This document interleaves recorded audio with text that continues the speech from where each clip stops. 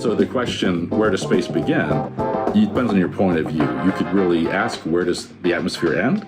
And as you think of the atmosphere where we live and breathe here on Earth, it doesn't just stop right above our heads. It doesn't stop at Mount Everest. It doesn't stop where the planes are flying. It goes on and on all the way up and just gets less and less dense the higher you go. And it's still there at a very high altitudes when you go to where the space station is, only a couple hundred miles above the Earth. There's still enough air there to slow the space station down. And if you didn't reboost it with rockets, it would come back to Earth based on the air drag, just like when you're driving your car.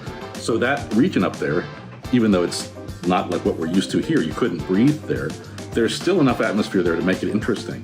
Not only is there air like we have on Earth, there's ionized gas, there's radiation. All those things together make that environment really dynamic and has something we call space weather. And in a sense, we live in the atmosphere of the sun. So there's this kind of dichotomy there where you go from the Earth's atmosphere, then you're in the sun's atmosphere, and then at some point you're outside that when you reach the heliopause and the heliosphere boundary.